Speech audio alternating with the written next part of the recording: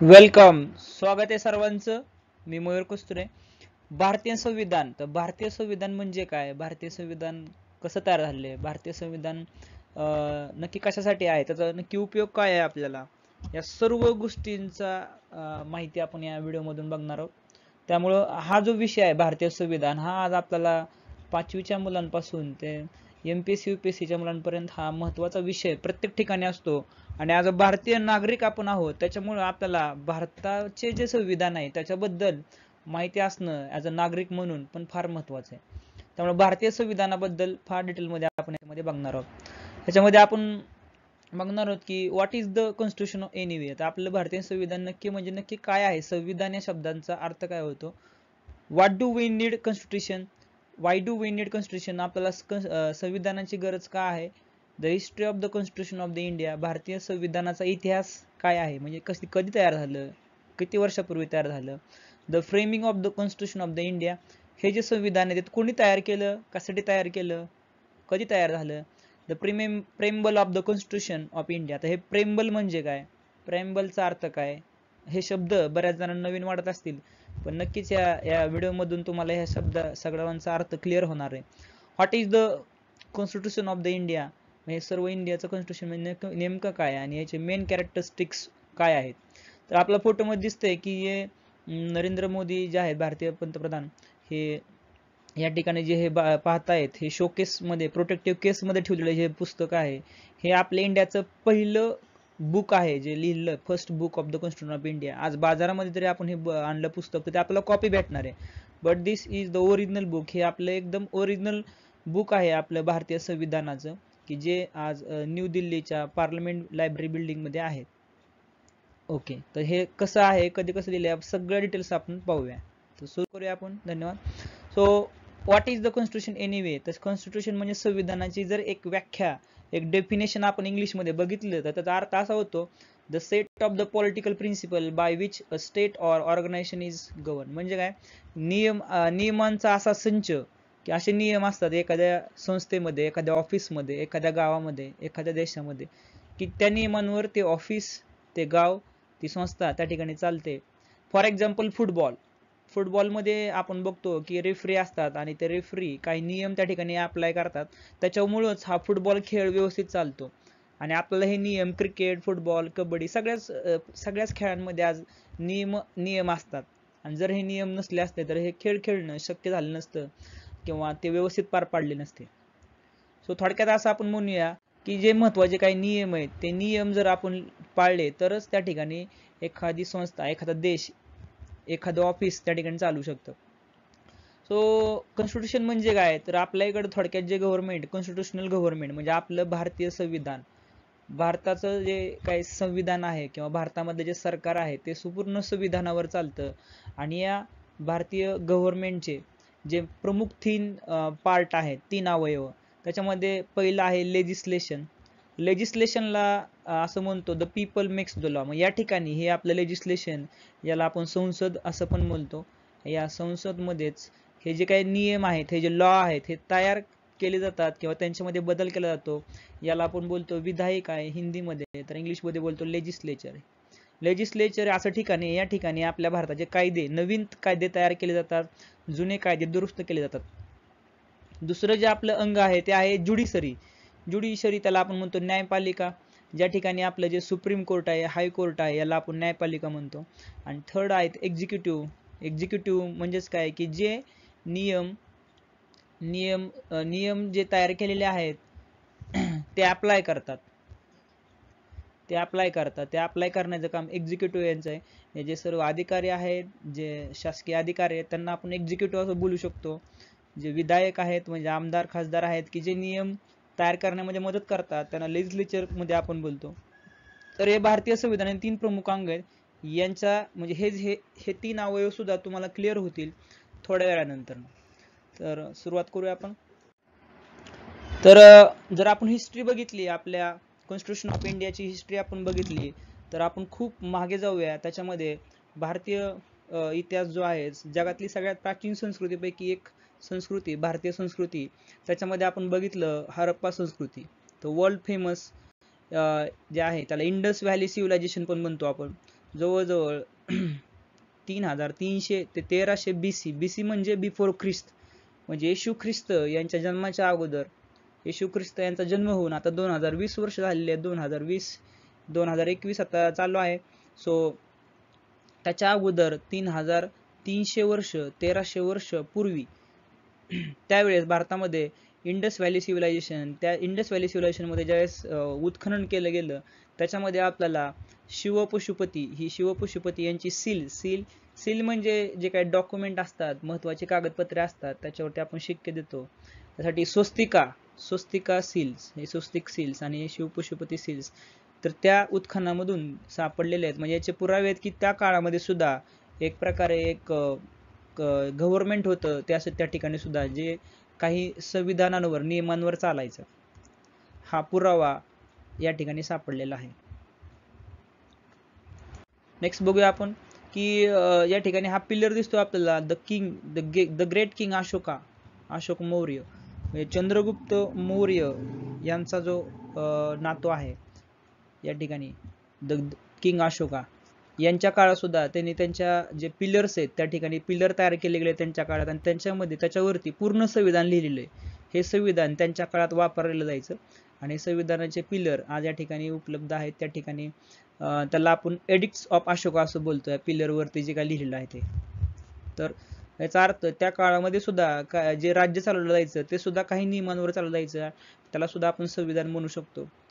तर हा पण साधारण 324 BC ते 185 BC च्या काळामध्ये हे राज्य या ठिकाणी हे संविधान तयार होऊन गेलेलं आहे. ओके, त्यानंतर मग आपण डायरेक्टली येऊया आता सगळ्यात मेन ठिकाणी, त्याला म्हणतो battle of Plassey.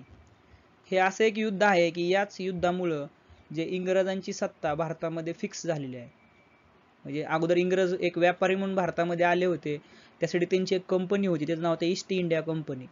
East India Company सन 1600 मध्ये त्यांची जी राणी आहे, इंग्लंडची राणी क्वीन एलिझाबेथ यांनी तयार केली होती, आणि ही कंपनी त्यांच्याकडून परमिशन घेतली इंग्रज सरकारकडून, आणि ते भारतामध्ये व्यापार करायला आली होती. तर या आलेल्या कंपनीने ज्या 1757 मध्ये बॅटल ऑफ प्लासी या ठिकाणी त्यांनी युद्ध केलं. इंग्रजांच्या ईस्ट इंडिया कंपनीचा जो सेनापती होता रॉबर्ट क्लाइव्ह याच्या नेतृत्वाखाली यांनी युद्ध केलं. या ठिकाणी बेंगालचा नवाब ऑफ बेंगाल सिराजुद्दौला आणि त्याचे काही फ्रेंच जे अलाइज होते, त्यांचे मित्र होते, त्यांनी मिळून नवाब ऑफ बेंगाल आणि फ्रेंच आलाय यांच्या विरुद्ध ईस्ट इंडिया कंपनी युद्ध केलं, आणि ते युद्ध जिंकले. आणि त्याच वेळेस इंग्रजांच्या ईस्ट इंडिया कंपनीची सत्ता भारतामध्ये लागू झाली सन 1757 मध्ये जवळजवळ. हा खूप महत्वाचा टर्निंग पॉइंट आहे भारतीय इतिहासामधला, त्याला आपण बॅटल ऑफ प्लासी म्हणतो. तर त्याच्यावरती बरेचसे प्रश्न विचारतात की बॅटल ऑफ प्लासी हे नक्की कोणामध्ये झालं, कधी साली झालं, हे विचारलं तर बरेचदा प्रश्न. तर त्यावेळेस 1765 ते 1858 पर्यंत एका ईस्ट इंडिया कंपनीने भारतामध्ये पूर्णपणे राज्य केलं आणि एकाधिकारपणे राज्य केलं 1858 पर्यंत. पण त्यानंतर 1858 ला असं काय घडलं, तर त्यावेळेचा सगळ्यात मोठा उठाव आहे, त्याला होतो 1857 चा उठाव, रिव्हॉल्ट ऑफ 1857. तर जोपर्यंत ह्या 100 वर्षामध्ये कंपनीने जे राज्य केलं भारतावरती ते खूप अन्यायकारक, जुलमी होतं. त्याच्यामुळं भारतामधील जे काही शेतकरी आहेत, जे राजे होते, प्रिन्सली स्टेट होते, या सगळ्यांनी मिळून एक उठाव केला होता, आणि त्या उठावामुळं इंग्रजांना खूप मोठा संघर्ष करावा लागला पुन्हा सत्ता मिळवण्यासाठी. इंग्रजांनी तो उठाव दाबला गेला, परंतु इंग्रजांना लक्षात आलं की या ठिकाणी जी कंपनीचं काम आहे भारतामधलं ते व्यवस्थित नाहीये, म्हणून इंग्रज सरकारने ईस्ट इंडिया कंपनीचं जे काय या ठिकाणी राज्य होतं भारतावरती ते काढून घेतलं, आणि इंग्रज सरकार म्हणजे डायरेक्टली ब्रिटिश गव्हर्नमेंटचं सरकार आपल्या भारतामध्ये स्थापन झालं 1857 नंतर. त्यामुळे 1857 चा उठाव हा भारताच्या इतिहासामधला एक महत्वपूर्ण उठाव आहे. बऱ्याच लोकांनी यासाठी जीव किंवा प्राण दिलेले आहेत या उठावामध्ये, आणि जवळजवळ ब्रिटिशांना या उठावामधून त्यांनी भारतामधून बाहेर टाकून दिलं होतं. पण काही गोष्टींमुळं, त्यामध्ये बऱ्याच गोष्टी आहेत, आणि 1857 च्या उठावाबद्दल आपण एक स्पेशल व्हिडिओ त्यामध्ये आणणार आहोत पुढं. त्याच्यामुळे तुम्हाला फक्त 1857च्या उठावाबद्दल पूर्ण डिटेलमध्ये गोष्ट त्यामध्ये सांगितली जाईल. ओके. 1858चे जे काही उठाव झाला त्याच्यावर असं आलं की भारतीय लोक खुश नाही आहेत आणि ते उठाव करू शकतात. त्यामुळं ब्रिटिशने काय केलं, ब्रिटिशांनी पहिल्यांदा एक कायदा आणला की बाबा आपण कायदा आणूया आणि कायद्यानुसार राज्य करूया. मग त्यांनी act for better government of India यासाठी 1858चा कायदा आणला. त्याच्यामध्ये त्यांनी this put India directly under the control of British government, आणि ह्या कायद्यामुळं आपण ब्रिटिश सरकारच्या अंडरखाली आलो. त्यानंतर इंडियन काउन्सिल ऍक्ट 1861 साली आला. त्यानुसार एक separate legislative council was set up to assist the governor. त्या ठिकाणी जे गव्हर्नर होते, ब्रिटिश गव्हर्नर, की जे ब्रिटिश सरकारचं काम अंडरखाली इंडियामध्ये गव्हर्न करायचे, त्यासाठी एक सेपरेट लेजिस्लेटिव्ह काउन्सिल तयारी केली गेली. त्यामध्ये इंडियन्स लोकांना अपॉइंट करता येऊ शकत होतं त्या काउन्सिलमध्ये लॉ वगैरे तयार करण्यामध्ये. फक्त त्याच्यामध्ये गव्हर्नर जनरल जो आहे त्याला परमिशन लागायची. असा थोडासा सुधारणा या ठिकाणी झाली आणि इंडियन काउन्सिल ऍक्ट हा भारतामध्ये आला.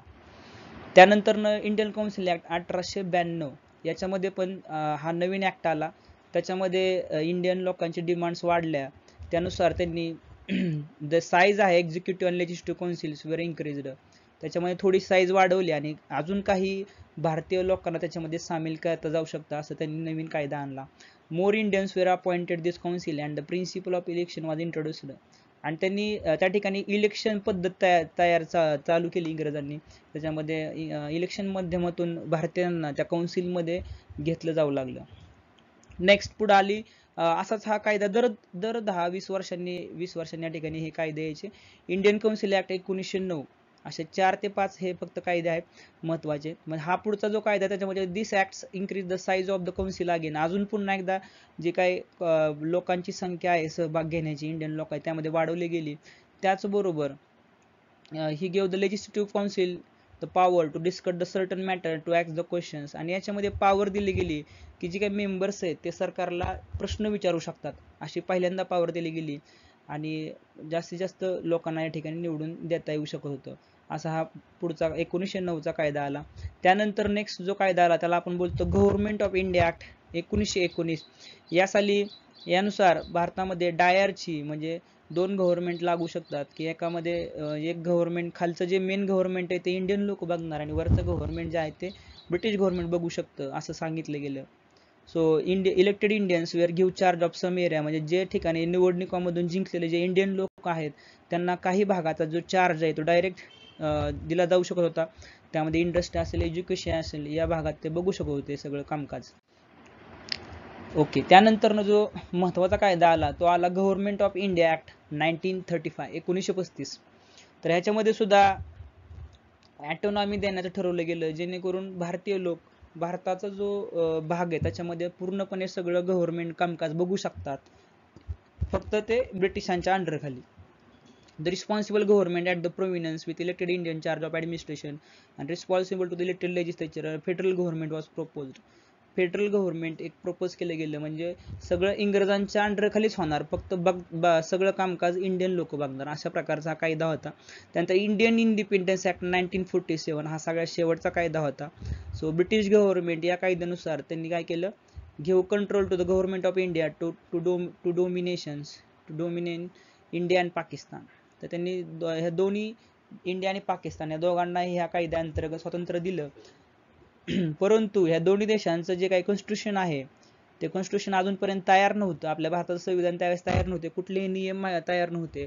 म्हणून हे नियम तयार करूच तर, हे कॉन्स्टिट्यूशन तयार करूच तर भारताचं जे कामकाज आहे तोपर्यंत हे 1935च्या ऍक्ट नुसारच या ठिकाणी हे कामकाज भारताचं चालू होतं, जोपर्यंत भारताचं संविधान म्हणजे भारताचे लॉस तयार होत नव्हते तोपर्यंत. त्यामुळे हा पण प्रश्न बऱ्याचदा परीक्षांमध्ये विचारला जातो की भारतामध्ये कुठला ऍक्ट कुठल्या ह्याच्यानुसार गव्हर्नमेंट चालवलं गेलं, जोपर्यंत संविधान तयार नव्हतं तोपर्यंत. त्यानंतर जे आता जी कॉन्स्टिट्यूशन असेंब्ली आहे, द कॉन्स्टिट्यूशन वॉज एनॅक्टेड. मग आता हे जे कॉन्स्टिट्यूशन जे आपलं जे संविधान आहे भारताचं ते तयार करायचं काम चालू झालं आणि ते संविधान तयार करून झालं 26 नोव्हेंबर 1949ला आणि ते वापरात आणलं गेलं 26 जानेवारी 1950. म्हणून याला आपण रिपब्लिक डे म्हणून साजरा करतो 26 जानेवारी 1950. आणि 26 नोव्हेंबर 1949ला आपण संविधान दिवस, त्याला कॉन्स्टिट्यूशन डे असं आपण बोलतो. त्याच्यामुळेच 26 जानेवारी ही तारीख घेण्याचं कारण म्हणजे याच 26 जानेवारी 1930च्या दरम्यानच पूर्ण स्वराज्याचं डिक्लेरेशन केलं होतं इंडियामधून. त्याच्यामुळे 26 जानेवारी ही त्या ठिकाणी तारीख त्या ठिकाणी घेतली त्यांनी. आता हे जे संविधान तयार करायचं होतं यासाठी जे पंडित नेहरू यांनी काही ऑब्जेक्टिव्ह रिझोल्युशन ठेवले, ज्या ठिकाणी एक असेंब्ली तयार केली गेली.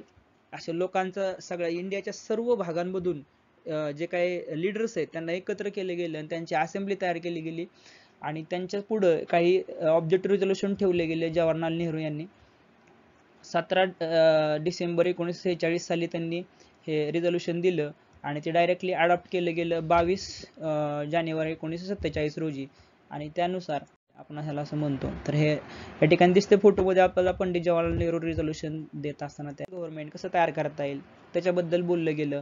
To set up democracy which all the power from the people, की लोकांचं राज्य कसं असावं, याच्यामध्ये सगळ्यांना न्याय कसा भेटावा, इक्वेलिटी समानता कशी भेटावी, फ्रीडम म्हणजे स्वतंत्र कसं भेटावं, मायनॉरिटीज म्हणजे जे काही कमी लोकसंख्येमध्ये असणारे जे काही समाज आहेत त्यांना कशा प्रकारे त्या ठिकाणी पुढं आणता यावं, डिप्रेस्ड क्लासेस की ज्यांना दाबलं गेलेलं आहे त्यांना, किंवा ट्रायबल्स ज्या आहेत, जे आदिवासी आहेत त्यांना कशा प्रकारे हक्क मिळावेत, to protect the integrity of India, आणि हा आपला जो इंडिया आहे, जो भारत देश आहे, त्याला एकत्र कसं ठेवता येईल, her sovereign rights over the land and seas and air, आणि जो आपला हक्क आहे इंडियाचा प्रत्येक जमिनीवरती, हवेवरती आणि पाण्यावरती, समुद्रावरती, to help the Indian attend to its rightful place, आणि इंडियाला ह्या जगामध्ये एक चांगल्या प्रकारचं स्थान कसं मिळावं, की आज आपण बघतो की काही कितीतरी देशांची अवस्था बघतो आपण कशा प्रकारे अवस्था आहे देशांची.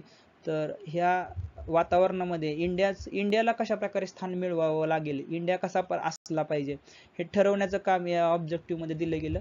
आणि वेलफेअर मानवतेचं कसं कल्याण करता येईल ह्या कॉन्स्टिट्यूशन मध्ये. सो या चित्रामध्ये दिसलं आपल्याला डॉक्टर सचिदानंद सिन्हा जे टेम्पररी प्रेसिडेंट होते, डॉक्टर राजेंद्र प्रसाद की जे कायमचे प्रेसिडेंट होते असेंब्लीचे, डॉक्टर बाबासाहेब आंबेडकर जे ड्राफ्टिंग कमिटीचे चेअरमन होते असेंब्लीचे. ओके, सो या ठिकाणी दिसलं आपल्याला ही पूर्ण अशी ही दिसते आपल्याला, ज्यांनी ही असेंब्ली की कॉन्स्टिट्यूशन असेंब्ली की ह्या सर्वांनी मिळून हे कॉन्स्टिट्यूशन तयार करायचं काम केलेलं आहे.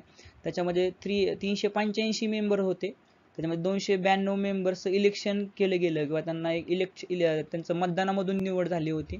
ओके, आणि बाकीचे जे 93 मेंबर्स आहेत ते प्रिन्सली स्टेट्स, म्हणजे असे काही राज्य होते भारतामध्ये की जे त्यांच्या राज्याकडूनच त्यांचं ते इंग्रजांच्या हाताखाली नव्हते, ते त्यांचं राज्य होते स्वतःचे स्पेशल, ते वेगळं राज्य होते त्यांच्याकडून 93 मेंबर्स असे मिळून हे सर्व असेंब्ली तयार केली गेली होती. आणि हा पहिला दिवस आहे की ज्या ठिकाणी असेंब्ली एकत्र आली होती, त्यांची पहिली मीटिंग होती. हा पहिली मीटिंग झाली 9 डिसेंबर 1946 रोजी, ही असेंब्लीची पहिली मीटिंग झाली संविधान तयार करण्यासाठी. ओके, आता हे जे आपलं संविधान तयार झालं, नंतर तयार केलं किंवा हे तयार करत असताना भारताचं संविधान जगामध्ये अशा प्रकारचं संविधान आहे की जे युनिक आहे. कारण संविधान तयार करताना आपल्या ह्या पृथ्वीमध्ये जेवढे लोक डेमोक्रेटिक किंवा लोकशाही असणारे देश आहेत की ज्यांच्याकडे स्वतःचं संविधान आहे, त्या सगळ्यांचा अभ्यास या असेंब्लीचे जे मेंबर्स आहेत त्यांनी केला आणि त्यांच्यामधून प्रत्येकामधून ज्या चांगल्या गोष्टी त्या मिळवण्याचा प्रयत्न केला गेला. मग आता युके म्हणजे युनायटेड किंगडम, म्हणजे इंग्लंड करून जे काय चांगल्या महत्त्वाच्या गोष्टी आहेत, महत्त्वाचे फीचर्स आहेत ते आपण घेतलेले आहेत. ते म्हणजे नॉमिनल हेड प्रेसिडेंट, म्हणजे आपल्याकडं इंडियामध्ये राष्ट्रपती हे नॉमिनल हेड असतात, गव्हर्नमेंटचे सगळं कामकाज PM बघतात. तर बऱ्याच जणांना ह्या टर्म्स कळणार नाहीत, पण ज्यांचा अभ्यास असेल याच्यामधला त्यांना ह्या टर्म्स लगेच कळणार आहेत.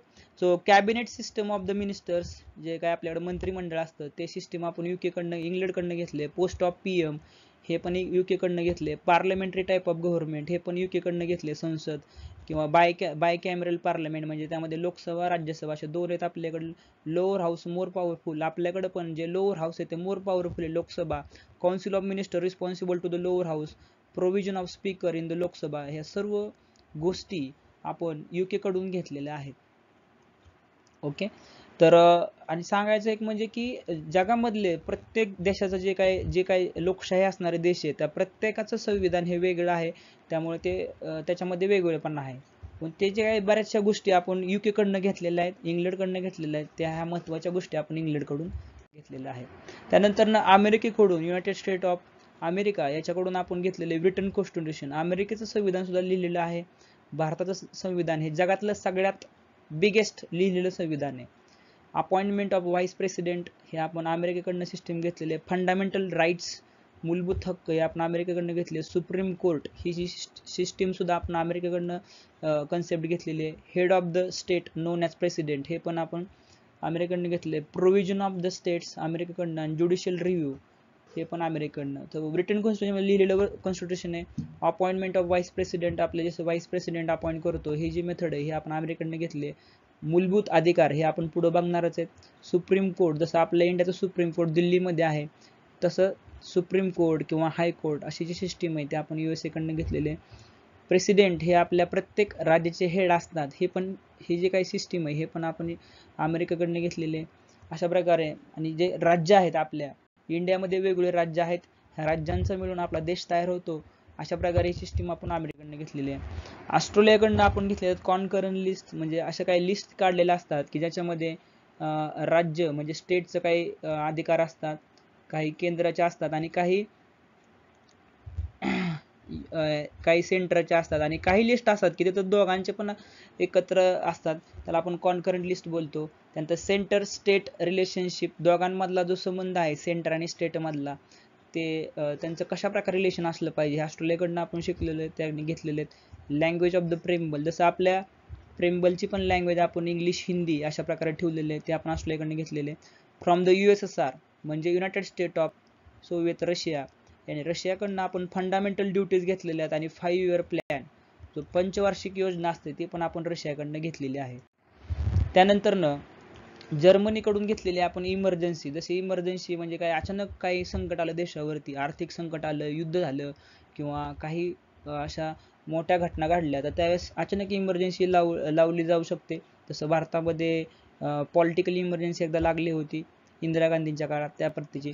सो फ्रॉम जपानकडून आपण सुप्रीम कोर्टाचं फंक्शन कसं करायचं हे आपण घेतलेले.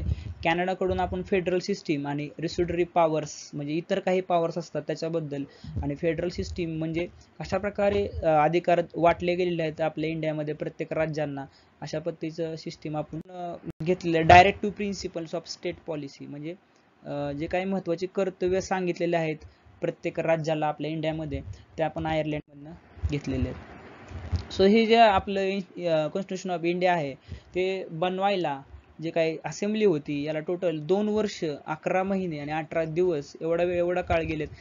त्याच्यामध्ये त्यांनी भरपूर सेशन्स केलेले आहेत टोटल, आणि त्याच्या माध्यमातून एवढ्या हार्डवर्क करून मग त्यानंतरनं हे आपण जे आज या ठिकाणी व्यवस्थित आपलं जर बघितलं आपण की भारताचा कशा प्रकारे विकास होत चाललेला आहे किंवा स्थान जर बघितले इतर देशामध्ये काय अवस्था बघितलं तर त्याच्या मागचं कष्ट आपल्याला दिसून येतं या लोकांचा.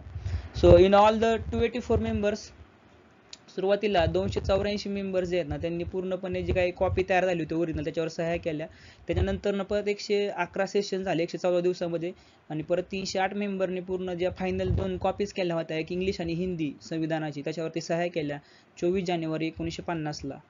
आणि त्याच वेळेस त्याच सेम डे त्याच 24 जानेवारी 1950 ला डॉक्टर राजेंद्र प्रसाद यांना प्रेसिडेंट ऑफ इंडिया म्हणून सिलेक्ट केलं गेलं, निवडलं गेलं. आणि 26 जानेवारी म्हणजे 2 दिवसांनी 26 जानेवारी 1950 ला रिपब्लिक डे ऑफ इंडिया हा साजरा केला गेला. तर 72nd रिपब्लिक डे 2021, 26 जानेवारी 2021 ला आता 72nd रिपब्लिक डे आपण साजरा केला. स्वतंत्र म्हणजे रिपब्लिक डे आपला 72वा रिपब्लिक डे होता. आणि बघू शकतो आपण तो काळ आणि या काळापर्यंत इंडियाने कशा प्रकारे प्रवास केलेला आहे.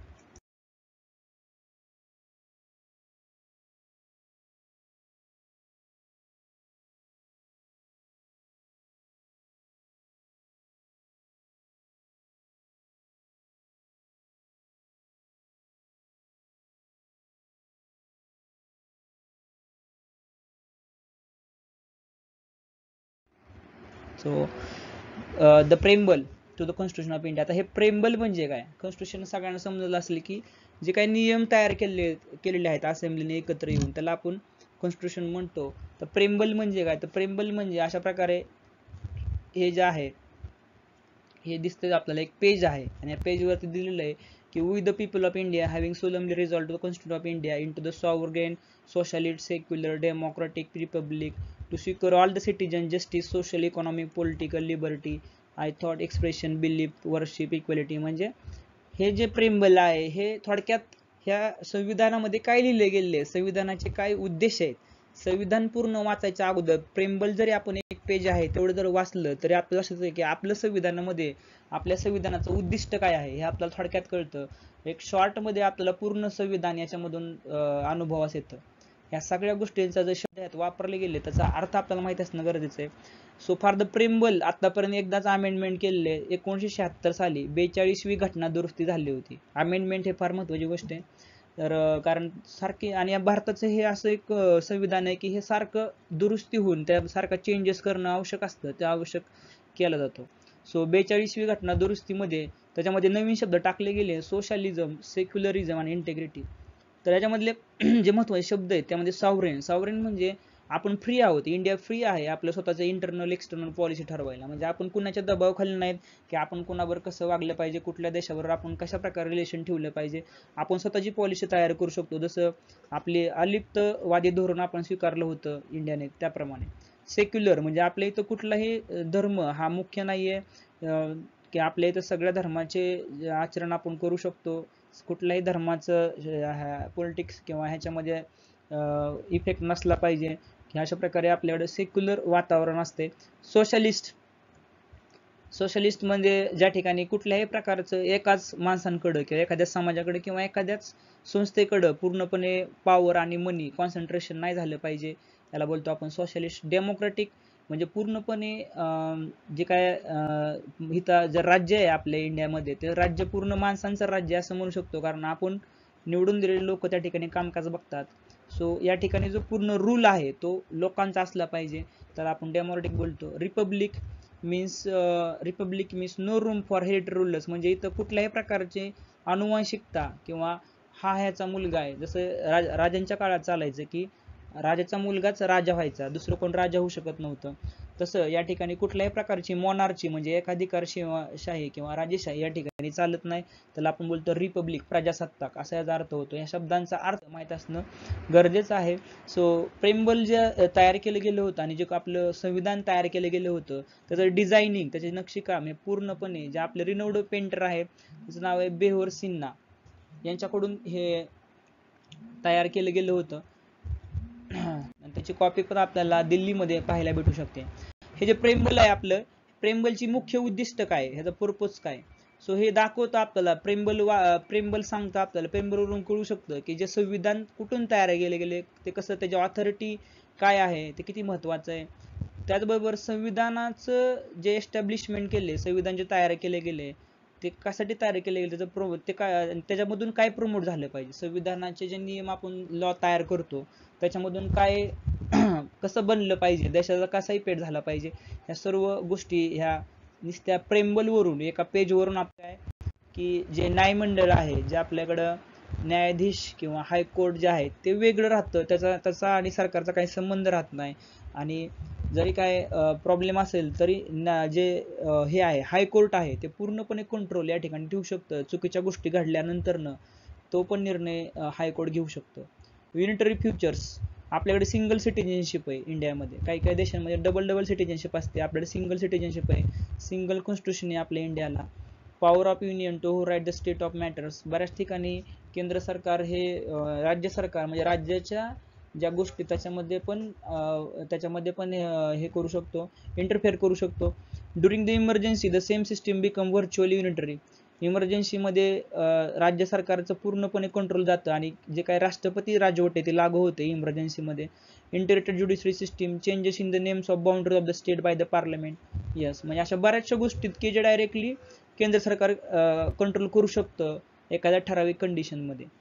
Centres appoint the governors, dependence of state on the centre for, जर आपल्या राज्य सरकारला महाराष्ट्राला काही गरज असेल इकॉनॉमिक हेल्पची तर त्यासाठी ग्रँट जे आहेत ते आपल्याला केंद्र सरकार प्रोव्हाइड करतं. अशा दोन्ही प्रकारचे फ्युचर्स आपल्या इंडियाच्या कॉन्स्टिट्यूशन मध्ये आहे. फेडरल म्हणजे काय की जे पॉवर्स आहेत ते डिवाइड करणे, आणि युनिटरी म्हणजे एकाच संस्थेकडं एकाच सरकारकडे पूर्ण पॉवर असणे. असे दोन्ही प्रकारचे फ्युचर्स आपल्या इथं बघायला भेटतात. भारतीय संविधानामध्ये टोटल 448 आर्टिकल आहेत, जे हे असे 448 मुद्दे आहेत आणि हे सर्व मुद्दे 25 पार्ट्स आणि 12 शेड्यूल्स यांच्यामध्ये विभागले गेले. आतापर्यंत भारतीय संविधानामध्ये 104 वेळा अमेंडमेंट्स म्हणजे 104 वेळा दुरुस्ती केली गेली. सगळ्यात जानेवारी 25, 2020 मध्ये सगळ्यात शेवटची आता अमेंडमेंट केली गेली आणि सगळ्यात पहिली जी अमेंडमेंट होती ती 1950 साली सगळ्यात पहिली दुरुस्ती केली गेली होती. तर आता जे प्रेमबल आहे, प्रेमबल हे महत्वाचं आहे आपल्या इंडियाचं. त्याच्यामधून एक इंट्रोडक्शन भेटतं कशा प्रकारे आपली पूर्ण संविधानाचा उद्देश काय आहे, कशा प्रकारे ते प्रमोट करणार आहे, कुठल्या गोष्टींना, हे ठरवलं गेलेलं आहे प्रेमबल मधून. आता राहिले हे जे पार्ट्स आहेत, 25 पार्ट्स जे आहेत, त्याच्यामध्ये प्रत्येक पार्ट्स मध्ये म्हणजे पार्ट 1 मध्ये आपलं युनियन आणि इट्स टेरिटरी म्हणजे आपल्या जे काही देश आहे, इंडिया हा देश आणि आपले जे युनियन ज्या टेरिटरी आहेत त्यांचा विभाग, त्यांची बाउंड्री याच्याबद्दल सगळ्या गोष्टी दिल्या आहेत पार्ट 1 मध्ये. पार्ट 2 मध्ये सिटिझनशिप बद्दल सगळ्या गोष्टी दिलेल्या आहेत. पार्ट 3 मध्ये फंडामेंटल राईट्स मूलभूत हक्कांबद्दल दिलेले. पार्ट 4 मध्ये directive principle of state policy. Part 4A मध्ये दिले फंडामेंटल ड्युटीज बद्दल दिले. पार्ट 5 मध्ये युनियन बद्दल, पार्ट 6 बद्दल स्टेट्स बद्दल दिले. युनियन म्हणजे काय तर केंद्र सरकार, की दिल्ली मधलं जे आता फॉर एक्झाम्पल मोदी गव्हर्नमेंट आहे याला आपण युनियन बोलतो ते आलं. आणि स्टेट्स म्हणजे समजा आपल्या महाराष्ट्रामध्ये जे काय तर सरकार आहे राष्ट्रवादी शिवसेना, त्याला आपण स्टेट गव्हर्नमेंट बोलायचं. पार्ट 7 मध्ये states in the B parts of the first schedule repealed states बद्दल दिले. पार्ट 8 मध्ये युनियन टेरिटरीज. पार्ट 9 बद्दल पंचायत बद्दल दिले. अशा प्रकारे पार्ट 9A म्युन्सिपालिटी म्हणजे नगरपालिका बद्दल दिले. पार्ट 10 मध्ये शेड्यूल अँड ट्रायबल एरिया बद्दल दिले. Part 11 relationship between union and state बद्दल दिले. पार्ट 12 मध्ये फायनान्स, प्रॉपर्टी, कॉन्ट्रॅक्ट्स आणि सूट्स बद्दल दिलेत. पार्ट 13 मध्ये trade commerce with in the territory of India म्हणजे व्यापाराबद्दल दिले. अशा प्रत्येक पार्ट बद्दल प्रत्येक पार्ट मध्ये वेगवेगळ्या गोष्टी या ठिकाणी दिलेल्या असतात. इलेक्शन्स बद्दल पार्ट 15 मध्ये दिलेले सगळ्या गोष्टी या पार्ट्स मध्ये. अमेंडमेंट ऑफ द कॉन्स्टिट्यूशन हे आपल्याला पार्ट 20 मध्ये दिलेलं आहे. अशा प्रकारे याच्यावरती पण बरेचदा प्रश्न विचारले गेलेत आणि ही जी PDF फाईल आहे तुम्हाला शेवटी व्हिडिओच्या खाली जे लिंक असेल त्याचे एक ग्रुप असेल, ग्रुपची लिंक, टेलिग्राम ग्रुपची लिंक, त्याच्यामध्ये तुम्हाला हे व्हिडिओची फाईल पूर्णपणे मिळून जाईल. तर प्रत्येक पार्ट मध्ये आपल्याला काय काय दिलेलं आहे हे पण बऱ्याचदा परीक्षेमध्ये विचारलं जातं. तर आर्टिकल टोटल हे जे 450 आर्टिकल आहेत याच्यामध्येच हे सर्व लॉ टाकले गेलेले आहेत किंवा प्रत्येक पार्ट मध्ये वेगवेगळे प्रकारचे नियम आहेत. त्यामध्ये आतापर्यंत 104 वेळा अमेंडमेंट झालेली आहे संविधानाची.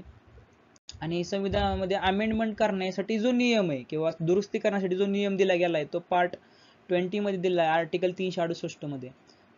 त्याचबरोबर शेड्यूल्स 12 शेड्यूल्स आहेत. शेड्यूल्स एक अशा लिस्ट आहे that constitution that categorise and tabulate the bureaucratic activity म्हणजे काय जे ऍक्टिव्हिटी आहेत पॉलिसी ऑफ गव्हर्नमेंट याच्यामध्ये ह्या लिस्ट मध्ये टाकल्या जातात, त्याला आपण शेड्यूल्स बोलतो. अपेंडिसेस म्हणजे जे काही एक्स्ट्रा वाढवलेले एक्सटेन्शन आहे कॉन्स्टिट्यूशनचे मध्ये एक्स्ट्रा काही गोष्टी वाढवल्या जातात अमेंडमेंट्स करून, त्याला अपेंडिसेस असं बोलतो. सो फंडामेंटल राईट्स हे एक महत्वाचा पॉइंट आहे आपल्या संविधानामध्ये. आणि तर पार्ट 3 मध्ये आर्टिकल 12 ते 35 याच्यामध्ये आपल्याला आपल्या फंडामेंटल राईट्स मूलभूत अधिकार की जे आपल्याला संविधानाने आपल्याला दिलेले आहेत. सो द वर्ड्स फंडामेंटल ह्याच्यावरून लक्षात आले की मूलभूत की जे आपल्याला कोणीही दिलेलं नाही, ते सुप्रीम जे आपल्या देशामध्ये सगळ्यात सुप्रीम आहे ते आहे संविधान आणि त्याने आपल्याला हे राईट्स दिलेले आहेत. सो हे खूप महत्वाच्या राईट्स आहेत, त्याच्याबद्दल आपण बोलूया फंडामेंटल राईट्स. तर फंडामेंटल राईट्स म्हणजे मूलभूत अधिकार जे आपल्याला संविधान दिलेले, त्याच्यामधलं पहिला अधिकार आहे राईट टू इक्वेलिटी, सगळ्यांना समानता आहे. राईट टू फ्रीडम, सगळ्यांना स्वतंत्र आहे, सगळे स्वतंत्र आहोत आपल्या पद्धतीने, आपल्या कोणीही कोणाचाही वर हक्क नाहीये, कोणीही कोणाचा गुलाम नाहीये. Right to freedom of religion, कुठल्याही प्रकारचं रिलीजन आपण आपल्या पद्धतीने फॉलो करू शकतो. राईट अगेन्स्ट द एक्सप्लॉयटेशन, कोणीही कोणाचं शोषण करू शकणार नाहीये. So culture and educational right आहे, कोणीही आपल्याला कल्चरल एज्युकेशन पाहिजे तर घेऊ शकतं. राईट टू कॉन्स्टिट्युशनल रेमेडीज, जे काय आपलं संविधान आहे ते पण आपण या ठिकाणी त्यामध्ये चेंज केला जाऊ शकतो. आणि राईट टू प्रॉपर्टी हा पण एक अगोदर एक फंडामेंटल राईट होता, तो काढून टाकलेला आहे 44 पार्ट 44 नुसार, आर्टिकल 44 नुसार तो काढून टाकलेला आहे. तर राईट टू प्रॉपर्टी पण हा एक फंडामेंटल राईट्स होता अगोदर, पण त्या जागी आता राईट टू कॉन्स्टिट्युशनल रेमेडीज हा त्या ठिकाणी आलेला आहे. अशा प्रकारे हे 6 फंडामेंटल राईट्स आपल्या देशामध्ये महत्त्वाचे आहेत आपल्यासाठी. त्याचबरोबर फंडामेंटल ड्युटीज ज्या आहेत पार्ट 4 मध्ये 51A मध्ये दिलेल्या आहेत. तर बऱ्याचदा आपल्याला हक्क संविधानाने दिलेले आहेत, परंतु नागरिकांची पण काही कर्तव्य आहेत की जे आपण पाळणं आवश्यक आहे. तर हे एवढे म्हणजे असे आहेत की फंडामेंटल ड्युटीज ह्या सर्वांनी पाळणं आवश्यक आहे, पण त्या मस्ट दिलेल्या नाही की अशा पाळावेत असं काही नाहीये, परंतु त्या दिलेल्या आहेत कर्तव्य म्हणून. त्यामध्ये टू अबाइड बाय कॉन्स्टिट्यूशन म्हणजे कॉन्स्टिट्यूशनला आपण मान्यता किंवा कॉन्स्टिट्यूशन मध्ये प्रमाणे वागणे हे महत्त्वाचं आहे. त्याचबरोबर to protect the sovereignty unity of the integrity of India, इंडियाला इंटिग्रेट करणे ठेवणे हे पण आपल्या हातामध्ये. To cherish and follow the noble idea, चांगल्या idea, national struggle for freedom ज्यांनी केलेला आहे त्यांना त्यांसाठी चांगल्या आयडिया देणे, चेरिश करणे. Defend the country and render the national service, ज्यावेळेस गरज लागेल त्यावेळेस आपण आपल्या कंट्रीला डिफेंड करणे हे पण आपलं कर्तव्य आहे. प्रमोट हार्मोनी, सगळ्यांमध्ये शांतता, सुख किंवा समाधान पसरवणे, कॉमन ब्रदरहुड असणे एकमेकांमध्ये हे महत्त्वाचं आहे. The value and preserve the rich heritage of our composite culture, आपलं ते काय भारतामध्ये वेगवेगळ्या कल्चरचे लोक एकत्र आहेत आणि ते जे कल्चर आहे ते इम्प्रूव्ह करणे, प्रिझर्व करणे, भारताचं जे काय ठेवा आहे तो ठेवणे व्यवस्थित हे पण आपलं कर्तव्य आहे. Protect the improve the national environment, आपलं जे भारतामधलं जे निसर्ग आहे तो पण टिकवणे हे पण आपली जबाबदारी आहे किंवा कर्तव्य आहे. अशा प्रकारे हे जे आपल्याला दिलेले आहेत हे पण आपल्या भारताच्या संविधानामध्ये महत्त्वाचे फंडामेंटल ड्युटीज म्हणजे नागरिकांची कर्तव्य हे पण आपल्याला महत्त्वाचे कर्तव्य आहेत, हे पण आपण पाहणं गरजेचं आहे. त्यावर डायरेक्टिव्ह प्रिन्सिपल्स पार्ट 4 आर्टिकल 36 ते 51 मध्ये आपल्याला दिलेले डायरेक्टिव्ह प्रिन्सिपल्स म्हणजे काही महत्त्वाचे प्रिन्सिपल्स की ज्याच्यावरती आपली ही डेमोक्रेसी स्टँड होते. त्याच्यामध्ये social economic principle, liberal principle, Gandhian principle आणि इंटरनॅशनल प्रिन्सिपल्स. तर ह्या प्रिन्सिपलने आपल्या डेमोक्रेसीचा जो पाया आहे तो मजबूत करण्याचं काम केलेलं आहे.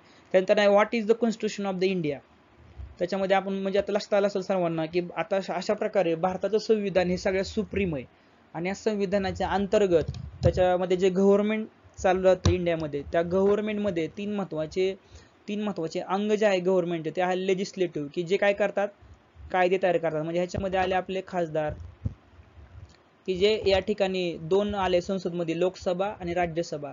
तर याच्यामध्ये हे कायदा तयार करण्याचं काम लेजिस्लेचर याला बोलतो आपण. केलेले कायदे लागू करण्याचं काम एक्झिक्युटिव्ह करतात आणि जर एखादा कायदा फॉलो होत नसेल किंवा त्याला ज्युडिशरी बोलतो, न्यायपालिका, ज्या ठिकाणी काय अडचण आली असेल तर न्यायपालिका त्याला अप्लाय करण्याचं काम किंवा त्या गोष्टीमध्ये दखल देण्याचं काम करू शकते. अशा प्रकारे हे तिन्ही गोष्टी एकमेकाला डिपेंड आहेत, प्रत्येकाचा एक वेगवेगळा स्पेअर आहेत, प्रत्येक जण आपापल्या पद्धतीने काम करतात. हे तीन गोष्टी जर व्यवस्थित काम केल्या तरच आपलं जे सरकार आहे गव्हर्नमेंट आहे ते व्यवस्थित काम करू शकतं. अशा प्रकारे लेजिस्लेचर म्हणजे कायदा तयार करणारी संस्था, एक्झिक्युटिव्ह म्हणजे कायदा लागू करणारी संस्था आणि ज्युडिशरी कायदा व्यवस्थित लागलाय का नाही हे सर्व त्याची देखभाल करणारी संस्था म्हणजे ज्युडिशरी आपण असं म्हणू शकतो. अशा प्रकारे भारतीय संविधान जे आहे त्याच्यामध्ये दरवेळेस काही जर एक्स्ट्रा आपल्याला ऍड करायचं असेल नवीन गोष्टी त्याला आपण बोलतो अमेंडमेंट्स. तर ह्या अमेंडमेंट्स करायचे असेल तर कशा कराव्या लागतील, तर काही वेळेस ही जी दुरुस्ती होते ती होते bye simple majority parliament, simply vote होतं आणि ज्याचं जास्त मेजर वोटिंग पडले त्यानुसार मग ती अमेंडमेंट्स केली जाते. पण हे काही असं आहे सिंपल, ह्याला बोलतो सिंपल मेजॉरिटी पार्लमेंट.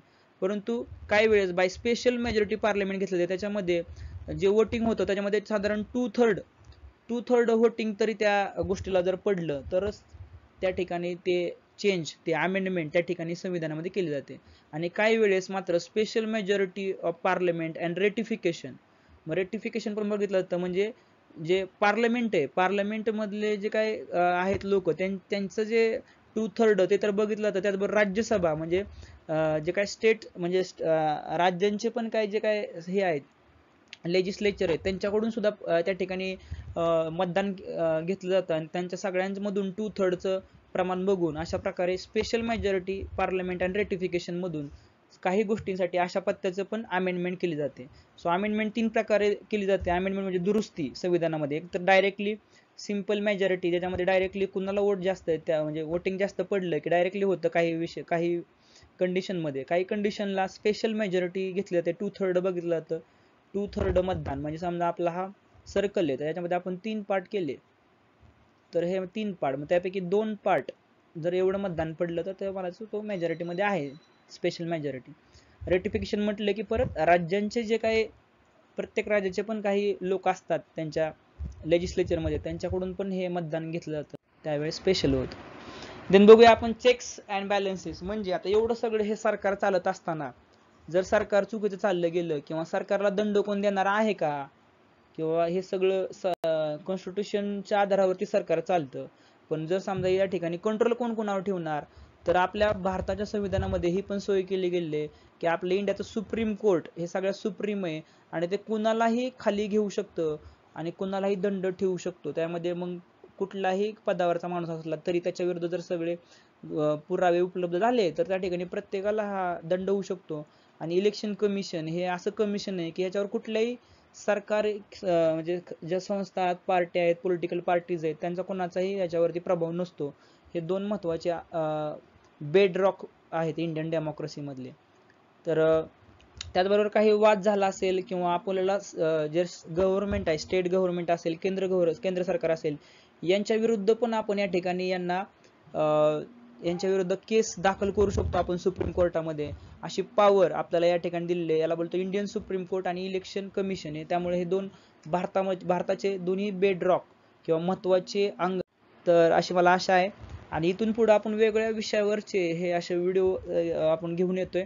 त्यासाठी हा व्हिडिओ पुन्हा अजून पुढचे व्हिडिओ पाहण्यासाठी सबस्क्राईब करा. So thank you very much. धन्यवाद. जय हिंद, जय महाराष्ट्र.